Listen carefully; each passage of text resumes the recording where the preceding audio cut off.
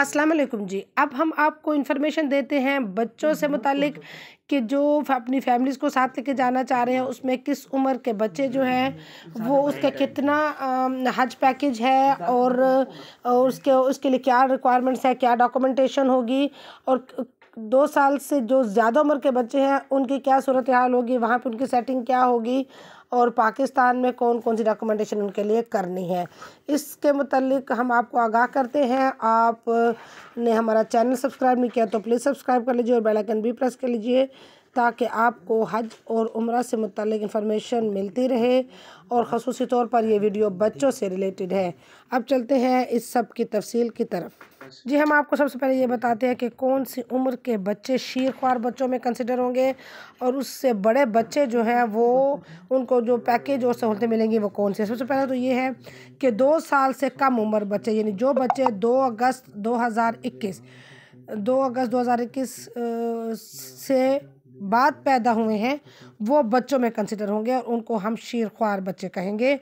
इनकी जो जनूबी अजला के लिए हज पैकेज है वो 61,865 यानी 61,865 है और शुमाली अजला के लिए 62,865 यानी 62,865 है। इसी तरह स्पॉन्सरशिप हज स्कीम के तहत जो शीरख्वार बच्चे हैं उनके जनूबी अजला के लिए $227 हैं और शुमाली इलाक़ों के बच्चों के लिए $231 आपको पे करना होंगे।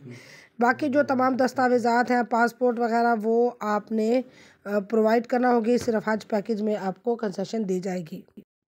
और 2 साल से ज़्यादा उम्र के जो बच्चे हैं, यानी पाकिस्तानी कानून के मुताबिक 18 साल से कम उम्र बच्चे कंसिडर होते हैं, लेकिन अब इन हज के मामलात के मुताबिक 2 साल से लेकर 18 साल तक की उम्र के जो बच्चे हैं वो भी पूरे जो अमाउंट है वो पे करेंगे और उनके दस्तावेज़ात भी मुकम्मल उसी तरह होंगे जितनी के अडल्ट लोग हाजियों की हैं। जो बड़े आज़मीन हज हैं, उम्र के बड़े आज़मीन हज के मुताबिक उनकी भी पेमेंट होगी 11,65,000 और 11,75,000 रुपये फ़ी बच्चा। इन 18 साल से कम उम्र के और 2 साल से ज़्यादा उम्र के बच्चों को अदा करना पड़ेगा। इसके अलावा डॉक्यूमेंटेशन भी वही होगी। सिर्फ ये फ़र्क रखा गया है कि इनके जो बैंक अकाउंट्स हैं वो नहीं होंगे और ये अपनी वालदा या वालिद के अकाउंट को ही यूज़ करेंगे। इनके अकाउंट की ज़रूरत नहीं है और इनके अकाउंट के जो फॉर्म फिलअप होगा वो उन्हीं के वालदा या वालिद के अकाउंट नंबर उसमें दर्ज किया जाएगा।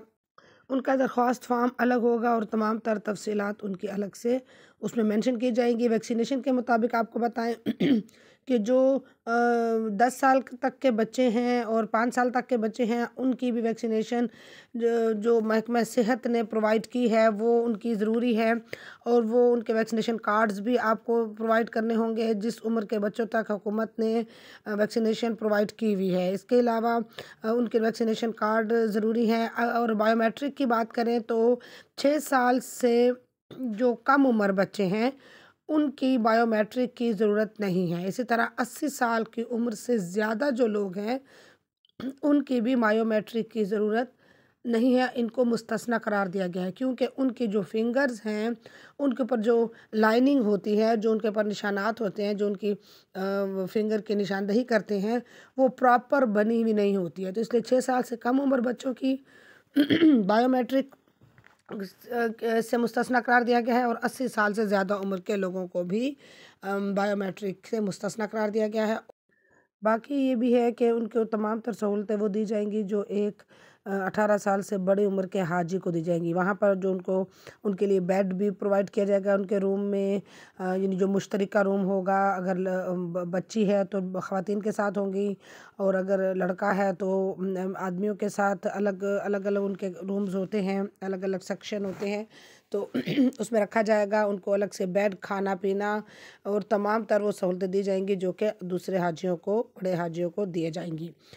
इस साल जो हज एक्सपो कॉन्फ्रेंस हुई थी उसमें भी ये ऐलान किया गया था कि जो होटल है क्लॉक टावर होटल, खाना काबा के बहुत करीब, बल्कि उसके अहाते में वो उसके अंदर एक नर्सरी कायम की जाएगी। और जो बहुत छोटे उम्र के बच्चे हैं कि जो वालिदैन को डिस्टर्ब करते हैं इस हज के दौरान, इस हज की अदायगी के दौरान और उम्रे की अदायगी के दौरान, उन बच्चों को उस नर्सरी में रखा जाएगा। पेरेंट्स उनको उस नर्सरी में छोड़कर अपनी जो इबादत है, जिस मकसद के लिए वो आए हैं, वो आसानी से और सुकून से सहूलत से कर सकेंगे।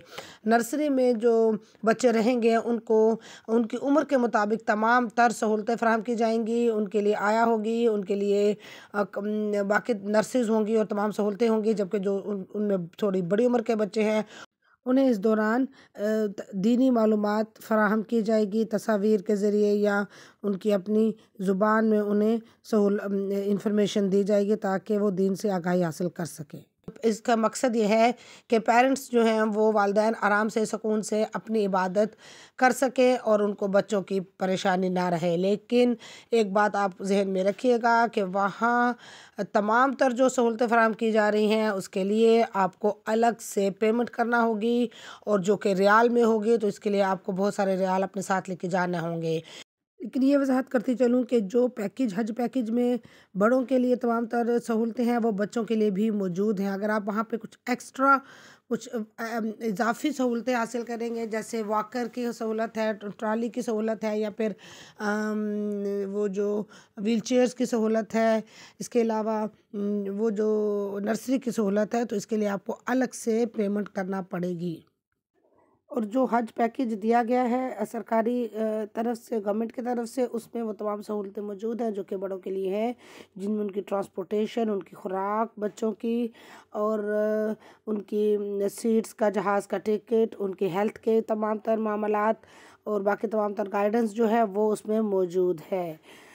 इसलिए जो हमारे वज़ारत मज़हबी अमूर के तर्जुमान हैं जनाब उमर भट्ट साहब, उन्होंने ये अपनी तजवीज़ पेश की है कि आपको अगर कुछ भी ख़रीदारी नहीं करनी, सिर्फ़ खजूरें भी ख़रीदनी है या थोड़ी बहुत ख़रीदारी करनी है, तो आपको 3000 रियाल आपको अपने साथ लेके जाना होंगे, जिनमें कुर्बानी के लिए 700 से 1000 रियाल तक उम्मीद की जा रही है कि इतनी रकम होगी। जबकि कुछ इजाफी भी होते हैं, जबकि आप कुछ शॉपिंग वगैरह करके जब वापस आते हैं तो जहाज़ में उसकी इजाफी रकम भी वसूल की जाती है उस वज़न की। लिहाजा आपको 3000 रियाल तो वैसे ही साथ लेके जाने हैं, और अगर आपने नर्सरी और दीगर सहूलतें वहाँ पे हासिल करनी है तो इसके लिए भी आपको इजाफी रियाल लेकर जाने होंगे। हम आपसे अब इजाज़त चाहते हैं, और मज़ीद मालूमात के लिए और कुछ और ओवरसीज़ और रेगुलर हज स्कीम की मालूमात के लिए एक और वीडियो के साथ कल आपकी खिदमत में दोबारा हाजिर होंगे,